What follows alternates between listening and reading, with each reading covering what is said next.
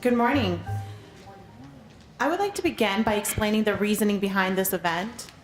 As members of the Women's Studies Committee here at San Diego Mesa College, we felt a need to address the role of women in politics in the United States, especially after the last presidential election. I want to read you guys some statistics about women in politics. According to Danielle Kurtenben, political reporter assigned to NPR's Washington desk, women make up a bigger share of national and state lawmakers than ever, and yet the share of women in major political positions remains disproportionately low. Women make up around 19% of all members of Congress and less than 25% of all state legislators. They also make up 6 of the nation's 50 governors, or 12%. According to United Nations Women, a United Nations organization, only 22.8% of all national parliamentarians were women as of June 2016, which is a slow increase from 11.3% in 1995. As of January 2017, 10 women are serving as head of states and 9 are serving as head of government. Rwanda has the highest number of women parliamentarians worldwide. Women there have won 63.8% of seats in the lower house. Globally, there are 38 states in which women account for less than 10% of parliaments in single or lower houses as of June 2016, including 4 chambers with no women at all. Thus, we found it important to have this event in which we hear from Senator Toni Atkins, who took time out of her day to be here with us today at San Diego Mesa College. Before we hear from Senator Toni Atkins, I would like to introduce the president of Mesa College, Dr. Pamela Lester, who is a woman who has dedicated her life to students, but has also made positive changes here at San Diego Mesa College. Amongst her biggest accomplishment is making San Diego Mesa College the leading college of equity and excellence. It is my honor to introduce Dr. Pamela Lester. Thank you, Peggy. And I'd really like to thank the Women's Study Board for doing this. We tried to do this in the spring semester and really wanted to find the right time so that all of you as students could enjoy this as well. So thank you to the group for organizing it, and to, of course, our crew that always helps with all of our events. I am proud to stand here today as a CEO of a community college, an important role for me personally for all of the wonderful mentors that I had in my life that allowed me to dream that I could do this kind of job in my lifetime. So I stand here as a humble servant of this college. But let me introduce Senator Atkins. Elected to the State Senate in 2016 after serving as Speaker of the California State Assembly, Senator Atkins represents the 39th Senate District, which includes the cities of San Diego, Coronado, Del Mar, and Solana Beach. Prior to state elective office, she worked as the Director of Clinic Services at the Women Care Health Center, and later as a member of the San Diego City Council, all representing San Diego all this time. Under her leadership, the Assembly Democrats championed the state's first earned income tax credit, which benefits nearly 1.5 million Californians and lifts 50,000 out of poverty. It is really an honor to have her here today. As the speaker, she stopped the University of California from imposing a 27% tuition increase on students, which you will all enjoy when you transfer someday. And she is a coalition builder who believes that sound government policies can impact people's lives in positive ways. During her tenure as speaker, funding for higher ed in California reached its highest level ever. In addition to being a leading voice for affordable housing, she is a powerful advocate for women, the LGBT community, and a champion for veterans, individuals, and families experiencing homelessness. I could read on, but who we really want to hear from is Senator Atkins. So without further ado, Senator Toni Atkins.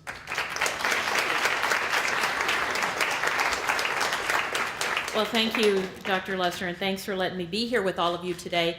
I'm going to start by apologizing because I have a cold. And what my spouse noticed, Jennifer told me a couple years ago, she said, you know, at the end of every legislative session, we have about a 2-week period where it's nonstop being in session on the floor. We can go until 10, 11, 12 at night. We finished our session at about 2:30 in the morning about a week ago. And she said, every time you finish a session, you get sick. And I realized it was a pattern and it was true. And so this time I was convinced I would not let that happen. I took my vitamin D, I took the little energy packs, I slept, I got sleep, and then she got sick and proceeded to get me sick. So best laid plans. So typically I don't usually need a microphone because I'm not a very quiet person, but today I may start to lose my voice, so I'm going to appreciate the dialogue at some point. I really want to thank the Women's Studies Advisory Committee and the committee and all of you, and certainly Dr. Luster, who I've had the opportunity to meet before, and my friend Bernie Reinerson, who's on the Board of Trustees, is here today. So Bernie, thank you for coming. I want to start by telling you this community college district in California is perceived to be in Sacramento as one of the best. And certainly from Dr. Luster all the way up to the Board of Trustees and Dr. Constance Carroll, who I believe came out of Mesa and became the chancellor. This is seen as one of the best systems in the state. And we have an incredible community college system network throughout the state. And in fact, one of my best friends is chair of the board right now, Cecilia Estelano. And what we share in common is the fact that education is probably one of the most important aspects we deal with at the state. It is the most important issue by constituents and residents who call me. And when they say they care about education, they care about preschool, they care about K through 12, they care about community college, and they care about the four-year colleges and universities as well. CSU, UC, our flagship systems in California are perceived to be nationwide and worldwide some of the best. So we feel pretty proud about that, but our challenges, of course, are always how do we keep it affordable? How do we try to hold down tuition? How do we put some reins on outside of the state, other kids, young people from other states and other countries coming into our systems? And while we want that, we also want to make sure that California students are able to take advantage of what we have put in place here in California. So to reference your comments about how we're trying to work to really put more money back into education, we are trying to do that. And you may have questions about that at some point. So I'll happily entertain questions about the educational outlook moving forward because it's so important. In fact, I'll start my story very quickly, and I see a clock, and that's a good thing because I've never been accused of being brief, unfortunately. But I want to get to your question, so I'll just give you a little bit of my background, what brought me here today. As a woman in public service, elected office, and it was education that really gave me the opportunity to be here. I grew up in a rural Southwest Virginia community. The first 7 or 8 years of my life, I lived in a house with no running water, and that was not for fun. To this day, I do not like to camp. I consider a 5-star hotel the best idea of camping in my mind, because when you grow up with no running water, my mom cooked on a wood stove until she was about 40.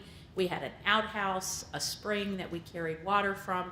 You know, you start life with a certain perspective. And I really didn't exactly think society was about me, because I was pretty sure with the accent that I had, I still have tinges of the Southern accent, that growing up in a rural community without a lot of resources, and my parents were blue-collar working-class people. My dad was a lead miner, a coal miner, a construction worker. My mom was an incredible seamstress, worked in factories, and we just couldn't seem to work our way out of poverty. I grew up without health care. We clearly lived in substandard housing, but what I did get are 3 things. I got an incredible education in Virginia. Pretty homogenous community, let me be clear. Not the challenges that we face in California with the over 200 languages and dialects spoken. Pretty homogenous, African American, white, Catholic and Jewish were very exotic to us. I used to go to Catholic church just to see how organized it was, and I thought that's what they meant by organized religion, because you knew what you were doing. I really did at age 6, organized religion. That made sense to me, because I grew up in a Pentecostal holiness church, and you would just stand up and start speaking in tongues at any point in time in the service, and it was all serious. But that was my beginning in life. So I grew up without health care, blue-collar people. It was education and the public educational system in Virginia that made a difference for me and gave me the opportunity. that, along with my parents, I think, instilling a work ethic in me, and also their love of reading. My mom was a high school graduate. My dad got his GED, went into World War II at age 17, and was stationed in San Diego. So I grew up here in about a sleepy little town called San Diego. And some 40 years later, my twin sister went into the Navy and was stationed here in San Diego, and that's what brought me here 32 years ago. And I never looked back. I love California. But Virginia gave me great opportunities in terms of education, and I will never forget it's what gave me the foundation to be able to do things. I was the first in my family to go to college and graduate. I became interested in politics at an early age.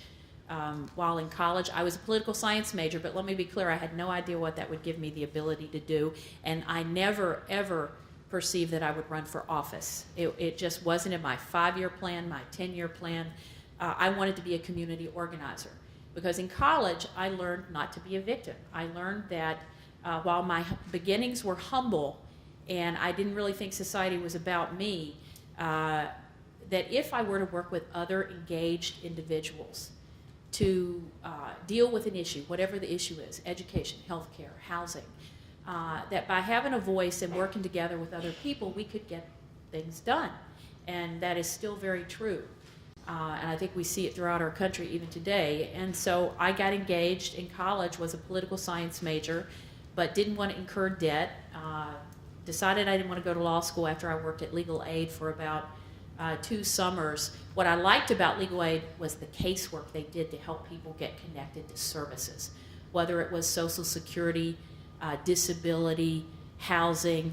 I liked the advocacy work and the casework, the constituent work that went into that. Not necessarily, for me, it wasn't the law. So I didn't want to go to law school, and I didn't know what I would do. So I managed to get involved in a number of activities in Virginia, North Carolina, but then I came to California, and at that point got involved with the LGBT Democratic Club here in San Diego as a way to stay active. I went to work at a women's community clinic, and it was a wonderful experience. It enabled me to network and get to know people.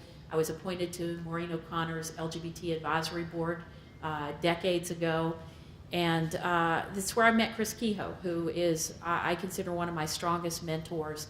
She had worked at City Hall and decided to run for City Council. And she was actually the first open LGBT person to get elected to the San Diego City Council. And I helped her get elected, and she asked me to come work with her. And I thought I would do that for about a year because I loved healthcare, but I needed a break. I worked at a women's reproductive services clinic. We provided infertility services, but also abortion services. And we had just come through a period of, none of you look old enough to really remember Operation Rescue and the clinic blockades. And we had a couple of clinics firebombed here in San Diego a couple of decades ago. And so it wears on you, and I was a little bit exhausted. I decided I'd go work on Chris's campaign. And then she asked me to come work for her for a while. And I said, well, I'll do it for a year because I really want to go back into healthcare. And then I never left because it wasn't just one issue I got to work with Chris Kehoe at City Hall. I got to work on housing. I got to work on small business issues, on infrastructure, things in communities that make a difference, whether we know it or not. You know, good, decent sidewalks, lights, and your eyes will glaze over quickly. I really fell in love with infrastructure, so curbs, gutters, sidewalks, streets. I really loved it because you know a well-kept community looks cared for. And older urban communities like the community I got to work in City Heights needed a lot of support and infrastructure. And so I loved it. So I never left.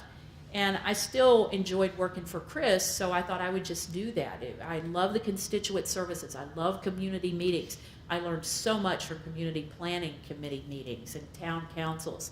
But by the end of 7 years, and by the way, everyone wanted to know what our gay agenda was when we walked into City Hall. You may remember that, Bernie. They were pretty sure Chris Kehoe was a lesbian. She was coming in, and the gay people were going to take over. And I even had someone on the 10th floor at City Hall, which is where all the city council offices are, ask me what our gay agenda was. And I had to go back and say, Chris, I'm a bad gay person. I don't know what our agenda is. And turns out it was civil rights for all people, and we started to get domestic partnership benefits at the city and at the transit system that we were part of and others. But it also meant that we were trying to make sure that communities where all of us live, the diverse communities, whether you're gay or you're from an ethnic community, District 3 that she represented was considered a majority-minority district. There was no clear majority of African American, Latino, Caucasian even. So, and we had figured out there was roughly, when we did polling to determine where her base would be, we figured out there was probably about 10% admitted LGBT people in that district. So we were figuring out our political base. So our issues really were community issues. It was what's happening in neighborhoods. How do you build housing? How do you support seniors who need housing? Transportation. So we decided those were the gay issues as well as everybody else's issues. And by the end of 7 years, when she turned out, people started asking me to run, and I didn't see it. I'm like, no, I actually like being part of the team. I like being in the backdrop. A typical woman thing, by the way. And I don't mean that just, there's data and statistics out of, there's a women's policy think tank at Rutgers that does a lot of this data. Maybe some of the women's studies groups have looked at this data that say that women typically have to be asked, a number of times before they'll even consider it. So when Chris asked me to run, my first response is something you should never say in public. It included a 4-letter word. I'm like, you gotta be kidding me. And finally she said to me, you've got to quit saying that, and you've got to take it seriously. So I ran and I won. Now what's interesting about that is there were 3 fairly high profile men. You will know all 3 of them, Bertie, but I'm not going to say who.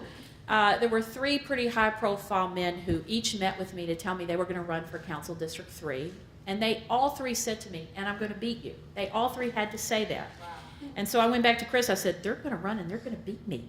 So what, and she just shook her head and said, that's, you just got to do this. And it turns out neither of the 3 of those men eventually ended up running.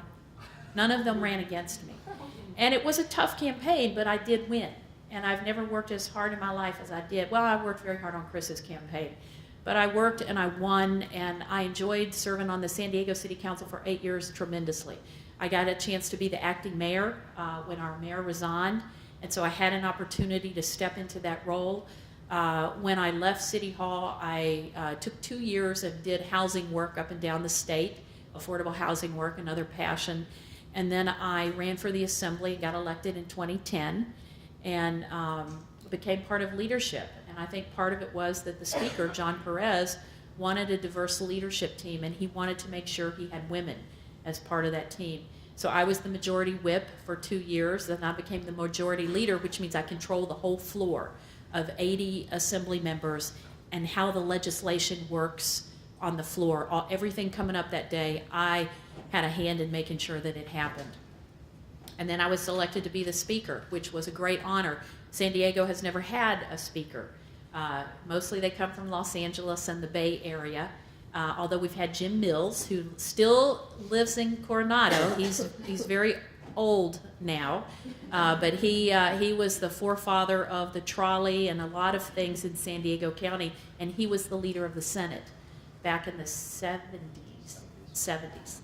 He has a book, if you can find it. It's called A Disorderly House, where he talks about the legislature and the assembly and serving with Jesse Unruh, who's one of the most powerful speakers ever to come out of Sacramento. But I was able to be the speaker, and that enabled me to actually look at the leadership and make sure that we had adequate representation from north, south, all of the geographical areas of California, but to look at the women leadership as well as ethnic, to make sure that the leadership of the assembly matched the demographics. And so I appointed Shirley Weber to be the budget chair. Shirley, many of you may know her here. She is a force to be reckoned with. I call her a force of nature. And she was the budget chair and did an incredible job when I was speaker. In 2016, I got elected to the Senate. But while I was speaker, I did get to serve as governor for 9 hours. everybody left town or left the state, so that left me as the speaker. And people thought I could do great things, but there was a former lieutenant governor who appointed a judge while the governor was out of town. That did not bode well. So I was reminded of that lesson as the governor left town. So I managed to do a couple of resolutions. We recognized Tony Gwynn in the state of California, and I did recognize an LGBTQ group, and everything was calm, and that was good. There was no catastrophe while I was governor. Although the day before, the Senate leader had been, Darrell Steinberg had been the governor for a day, and there were massive floods. There was a fire hydrant broke near the campus of UCLA, and the place was flooded. So I said, see, this is a sign of good leadership. There was no catastrophe. But, it was an opportunity. Really, I am forever grateful. The issues that I like to cover, I mean, you touched on a lot of them. This is what you typically find for women too. And I don't want to discourage or say it's not true of my male counterparts. They typically take a lead on many, many things because they've been in positions of power. But women typically look at things like childcare and health coverage and education, mainly because women come from a perspective of how do we fix it for everybody? How do we, and I think it is a tradition that we have not totally broken out of. You see women making strides in Silicon Valley, although now you're seeing some conversations about how difficult it is to be a woman in corporate America in Silicon Valley, and you may have seen some of those articles. But we are now looking at, you talk about women in legislative office, and you gave some of the data and statistics. If you look at women in corporate America on boards and in positions of power where they can make a difference there, those numbers are pretty low too. So our Women's Caucus, which is less than 30% between the Assembly and Senate, I'm in the Senate. There are 9 women in the Senate. There are 40 senators, 9 of which are women, 6 are Democrats, 3 are Republicans. We have a combined nonpartisan Women's Caucus, and so we're getting ready to have a retreat next week to talk about what issues we're going to put forward next year. And we've been very successful. We got child care done in the last several years, and an increase in child care so that still predominantly women take care of the kids, and then there are single head of household women with kids. We want women to be able to go to school. We want them to be able to do job training. And when child care costs more than the money that you make, or in addition to school costs or job training, it's almost impossible for women to be able to get out of that little box. So we've increased child care. That was our big thing the last 2 years. And the earned income tax credit, which helps families, combined with the federal income tax credit, gives money back into the hands of struggling California families to try to do a little more. So we approach it that way. We do, as part of, I'll end with this, and then I'll be ready for your comments and questions on policy, on politics, whatever you want to ask. I hear you've got quite a list of questions. But I will say that our Women's Caucus is focused on a couple of things. Policy and the policy issues we want to get done, and we have had an agenda for the last 3 years that we have gone to the governor and said, here is our list, here's what we're going to focus on. It's not everything, but here's what's going to be our focus this year. And we have been successful every year for the last 3 years. So our Women's Caucus has gotten stronger. We are also focused on elections. So we are having our retreat away from the state buildings and the Capitol, where we should not and cannot discuss politics, where we talk about how, and this is our Democratic Women's Caucus, how we get more women elected. And so in this day and time, you see that every group wants representation. The LGBT group, the women, the API caucus, the Latino caucus, the Black caucus. All of our caucuses want representation so that we reflect California. But what we're beginning to find, as we have been successful in getting one of our own, whatever that is, elected, we begin to see that there's friction between the caucuses. That may be food for thought for you. So, if we look at Latino caucus. We have Susan Eggman, who's an LGBT person from Stockton. She's a woman, she's Latina, and she's LGBT. So you kind of cross three things right there. But, you know, California is very diverse. Our caucuses reflect that. And now we're getting into the issue of, as you get people elected, how do we get more of this, that, or the other elected so that the policies that we put forward as a legislative body reflect the issues and concerns of all of those diverse communities of California. And so we have many challenges, both budgetary, policy, and political, and I look forward to your questions and your comments on any and all of those issues. So I'll stop there. I may need help with my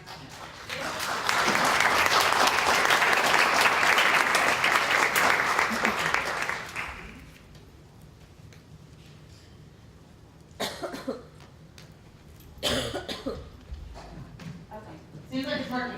All right, so at this time, I would like to invite students, faculty, and members of the audience here to ask the senators some questions, but we do have some guidelines. There is a comment section on the senator's website where you can share your comments, your perspectives, your ideas. So myself and Professor Rogers will take one side of the room, we'll bring the mic to you, and invite you to ask a question that you want a direct answer to. So with that said, go ahead and raise your hands and we'll try to come to you. Okay, we'll start.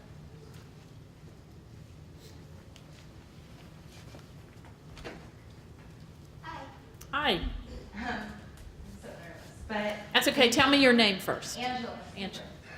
But thank you for everything you've done for the women and LGBT community.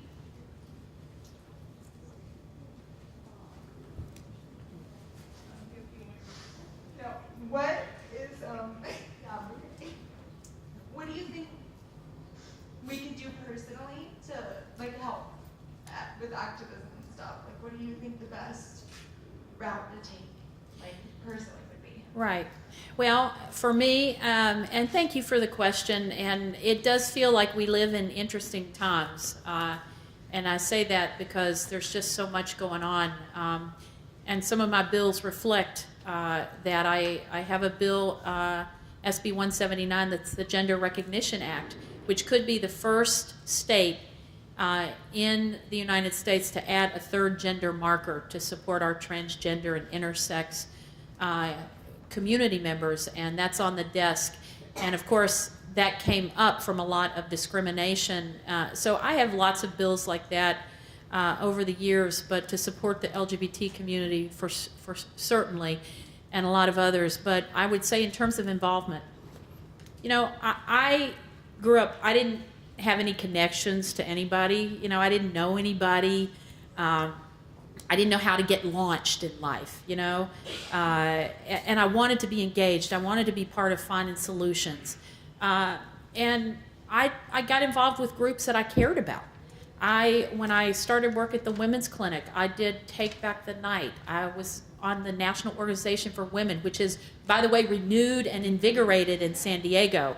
My staff member, Toni Duran, has been a board member, is a member, very active. And so get involved with something you care about. Don't just go seek out something and say, oh, I should do this, I should do this. There's a passion in every single one of us that we care about an issue, a thing, whether it's Democratic politics, Republican politics, lots of groups right now, Indivisible. I'm going to speak in La Jolla. Every part of the city seems to have an Indivisible group. If you care about healthcare, if you care about LGBTQ rights, if you're part of the API community and you're involved in any organization that you can lend your talent to and gives you the forum to talk about issues, because you never know when your organization will be called upon to be part of a dialogue or solution that can help. And I will just end with this part of it.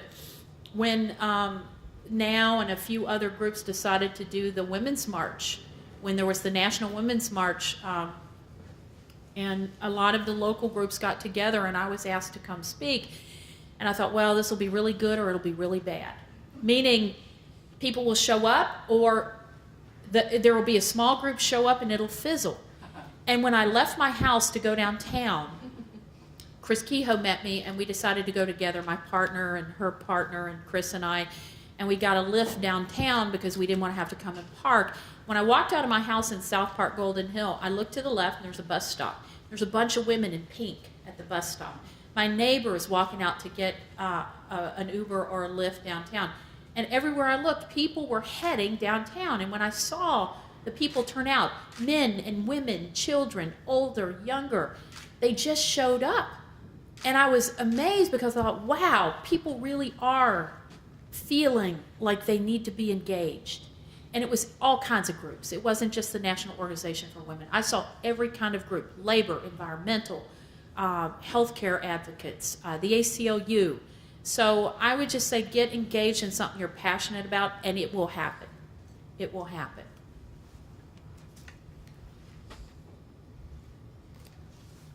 How did you build your first campaign team? Well, I told you I'd been active in NOW and Take Back the Night and women's reproductive rights and the LGBT community, the Gay Democratic Club. When I started to run for office, I looked at all those relationships that I had made, and I was, when I went to work for Chris, I was 32, and I had done so much community activism. Plus, I had gone to all of those community meetings in District 3. Kensington, Hillcrest, North Park, Talmadge, City Heights, and I knew a lot of the residents there because I had attended all those meetings. And then I went to an Emily's List training, and I went to a Victory Fund training, which Victory Fund is similar to Emily's List. They train qualified LGBTQ candidates to run for office. And I went to 2 of those trainings, and I realized I knew how to put together a campaign. And it really is all about one-on-one contact with people. And so I went to those trainings, and I had worked on a campaign. I worked on Chris's campaign, and I'd worked on some others, but I really got to work hard on her campaign every single day, and it really gave me the building blocks. But keep those contacts because you never know when someone you meet will be able to help you in the future. And I've seen that again and again over the almost 30 years I've been involved. Thank you for the question. Okay. Hello, my name is Charlie Sobrero. I'm a freshman here at Mesa College, and sorry, I've been thinking about a lot of questions ever since I came in here. But so basically, coming in as a freshman here, I already know what I want to do. I want to do 2 years here, then I want to go to Georgetown, then I want to go to law school. Nice. And right now, I'm actually about to go into an interview for Congressman Juan Vargas, Mm-hmm. and as someone who's still really young, and there's still a lot of things that could happen. What if you were in my shoes? What would be the next steps you would be taking? Because I still feel like I could still be involved with something else. Well, I think it sounds to me like you've got a thought of what you want to do, and you've got to have that vision. And certainly, I will tell you, if you go to work, if you're able to get in and go work with Juan Vargas, whether as an intern or on his staff, you'll be busy, and you will find doors will open. Juan is one of the most community-oriented folks from his days on the city council. And if you volunteer for someone, I would say this: be prepared to do anything. I always love it when people call me and say, I'd like to write, if it's still, I don't know if this is still a term, I want to write a white paper for you. I don't know why they're called white papers, on a topic. And I want to help you I want to help you stay in office. I want to help you be the best you can. And I want to write a paper for you, or I want to come in and do this for you. Look, when I went to work for Chris, as a volunteer before she actually hired me, I emptied the trash. I stuffed envelopes and licked stamps when we used to do those things. I walked precincts with her so that I would keep her engaged and up, because it's hard to walk and talk to people door to door. And I would walk with her, and I would, help her be prepared for the next door. I would make phone calls. Be prepared to do any and everything, because it's really hard to find individuals that are prepared to do whatever it takes to get the job done. But I will tell you, while you're doing whatever it takes to get the job done, whether emptying trash to, escorting the congressman to something, you're learning.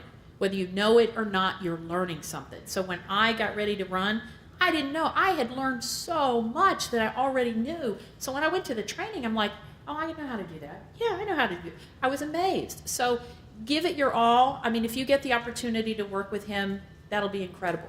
Just be enthusiastic and tell him you're prepared to do whatever it takes to support his work. And good luck on that. But you'll find whether you have time to do other things. I would suggest don't spread yourself too thin. You know, this world, there's so much coming at us in this day and time. Everything is right at our fingertips and our cell phone to get all this. And so we're bombarded. Slow down a bit and enjoy what you're doing. Enjoy what you're doing for all it's worth so that you're soaking it in and you're taking it in. If you get to work for him and you're in school and you're trying to plan, and I don't know if it's volunteer or work for money, but you got to balance all those balls. Just don't overdo it. But enjoy what you get to do if you're able to work with him. It'll be an incredible opportunity. Thank you. Next question back here. Hi, my name is Martha. I'm a freshman at Mesa, and I'm actually, I live in City Heights, and I noticed that earlier in the time that you've been talking, you said that you were a representative in fixing the infrastructures within City Heights, and I just wanted, it's more, not a question, it's more like a comment. We're only asking for questions right now. And there's She's getting ready to ask, I think. Is it okay? I think she's getting ready to ask the question. Were you on the verge of asking No, the it's question? more like a thank you. Oh, I always take thank yous. Let the girl talk. I'm sorry, I thought it was like questions or comments, but anyway, am I allowed to finish? Yeah. Okay, so as you noticed, City Heights is a very underrepresented community. We're like one of the most underrepresented communities in San Diego, and I noticed that within the year, like 2 years, the infrastructure has really improved. I live in Whitman Street, and I actually live next to the park that just opened. That street in general was very like a lonely street. It was very quiet, and usually the kids around City Heights, when they're trying to find a place to play or something like that, they resort to the streets. I just wanted to say that the park has really like flourished with the kids like going there instead of resorting to like playing on the streets with their soccer ball. So, and also I wanted to comment on how there's like more crosswalks. Usually like we have people just running across the street and like cars like not being able to see because of the roads, they're so messed up. So I just wanted to say thank you, take the opportunity to thank someone that now that I know that you was part of that, and to know that we do really appreciate it, and that it just counts with like little things, because once kids start to see, like at school as well, once kids start to see that there's like improved infrastructure, it really motivates them to go to school and actually like pay attention, because it really counts like as like if you have a beat down school or beat down community, you get very discouraged to actually be successful. So, Where did you go to high school? I actually went to Crawford. You went to Crawford. Yeah. And middle so we school? had- Where'd you go to? Middle school I went to Horseman. So we actually had this thing at Crawford too, where we every school in the district had like a better field than us. So we did not. This was actually very recent.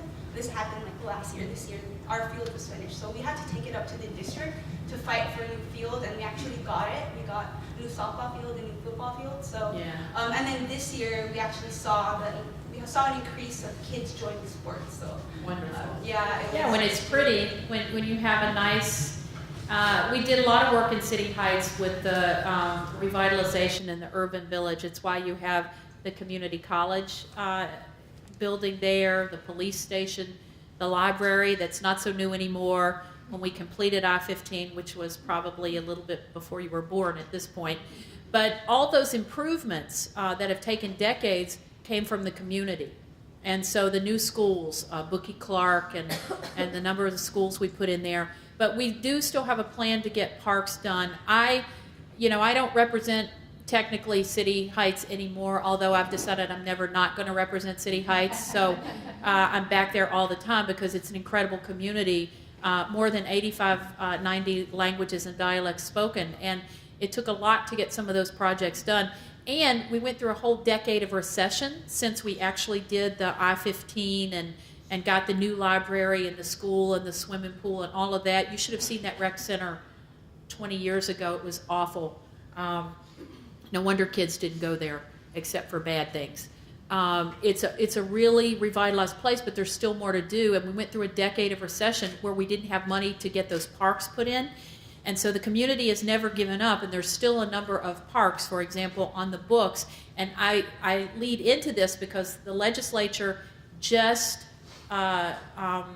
voted, and it's on the governor's desk, and we are pretty certain he's going to sign a new parks bond for the state of California. And if we get that bond done, then these community groups in Normal Heights and City Heights that have parks planned could apply and get money from the state to help get those parks built.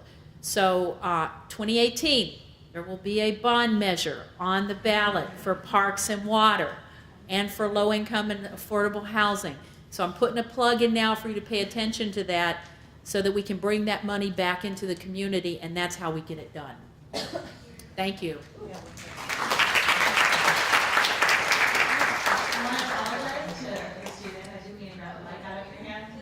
I'm just not very good at my job. Wait, well, you know, and when she says thank you, that got my attention because there are people who actually yell at me. I don't know if you know that. Hello, my name is Jeremiah McWright. Great to see you today. I've spent some time on the Hill with Congressmember Jerry McNerney from Stockton. I was out there for about a week with him for an internship, and I noticed a lot of the conversations with the group that I went with adults, with professors. It's getting a lot more polarized in today's political climate. Right. And I wonder from yourself, you know, being someone who's actually in that position, not people who are just ranting on Facebook, where do you see the conversation going within the next 5 years in California and then globally on a whole country, from the view of the whole country with where people are at? You know, they're either Right. hardcore this or hardcore that, and it's so much separation. What do you see happening? Thank you. Now, where are you from, real quick? I'm from San Francisco. You're from San Francisco, so Yes. you spent time with Congressman McNerney, who represents Stockton, which it has one of California's only inland ports. Stockton, all the way into Sacramento. It's a very Central Valley agricultural area, and so he has to deal with issues of water and ag, something we don't typically do a lot of conversation about in San Diego. So these are very different districts, and he's a hard worker and a great guy. And of course he represents a part of the state of California that is not as liberal as San Francisco or Los Angeles, or even in partially San Diego. We're not LA or San Francisco. San Diego is a little different. But he represents an area that's much more conservative, even as he's a Democrat. And so he has to be kind of in the middle trying to keep polarization from happening. And what we see now, because of the current administration, is sort of a pendulum swing from the last administration. Whatever your politics are, there's still a swing in the pendulum of perception and philosophy and politics. And I'm being real diplomatic. And so what you see is people more and more get divided as opposed to come together. And so when the first person who asked the question back there felt a little bit emotional, what we're seeing from that polarization is it makes people feel really uncomfortable because you're being pulled in opposite directions on really vital issues in the country, economic issues. I'm from West Virginia. Am I going to have a job because we are phasing out coal?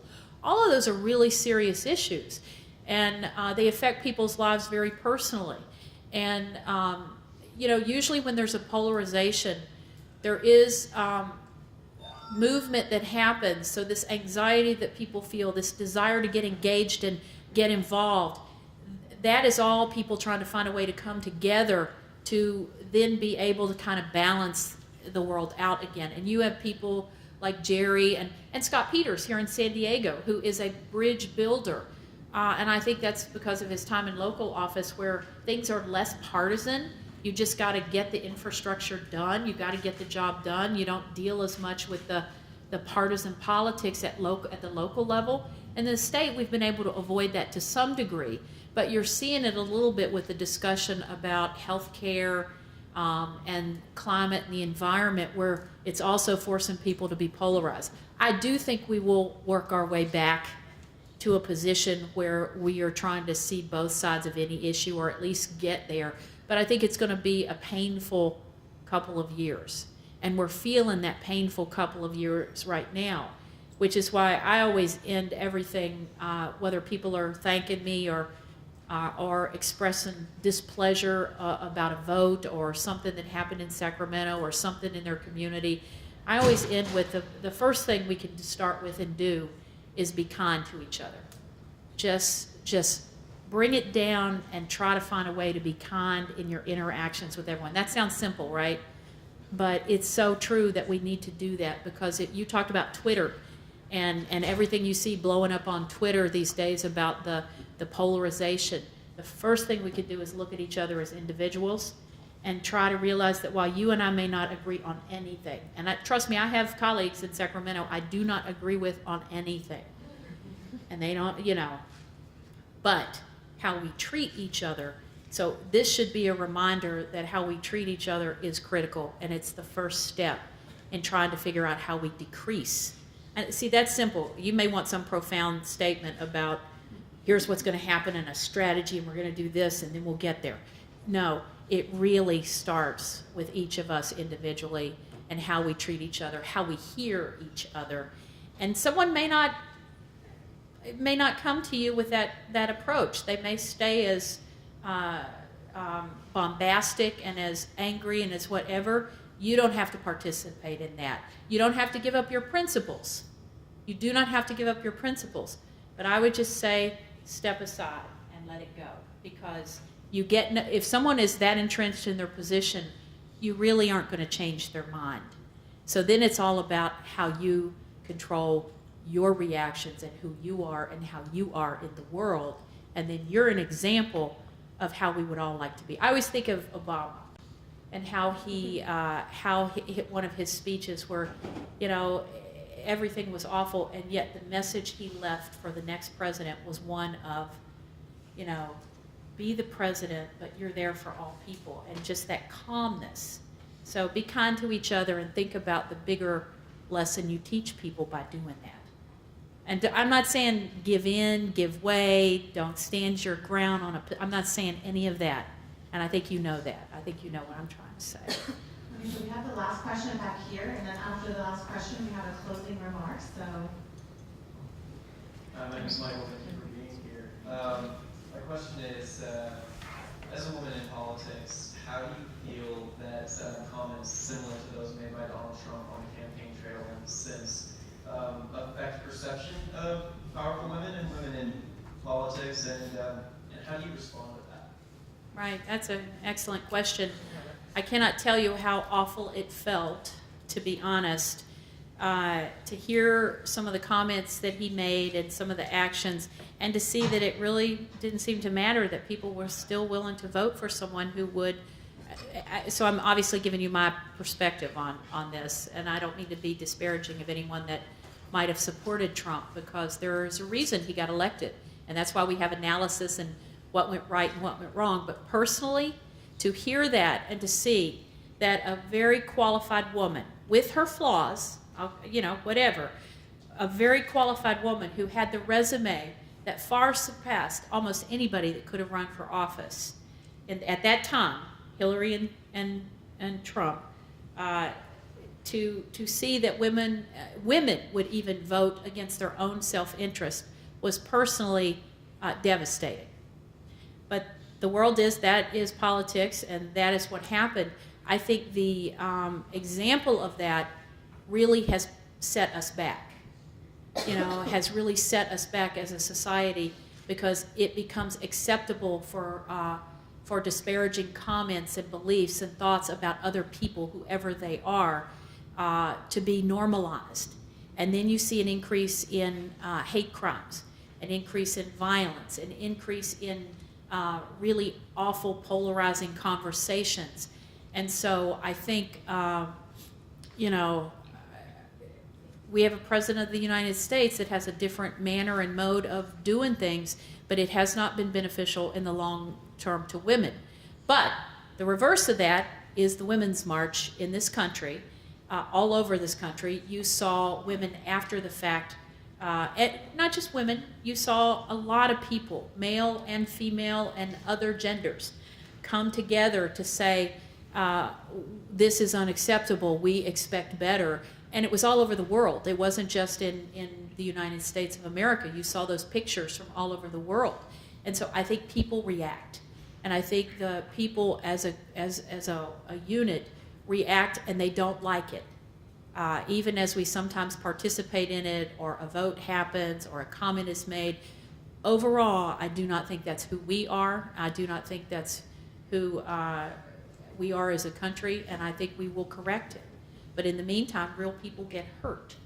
And so I think we all have a part to play in making sure we participate with organizations, groups, within ourselves, and our personal reactions with each other, not to let that be the way we present ourselves. And that will make the difference.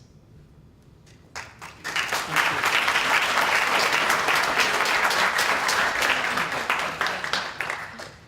So we want to thank Senator Atkins, and of course can't let her leave without a little bit of Mesa College swag. And so when you're out, so first of all, we don't want you to have to pay an extra 10 cents. So this works if you have to have a quick trip to Vaughn's or another wherever you go to grab your groceries. Right. And we also have this very cool T-shirt for you. Oh, it's a piggyback. Well, I know.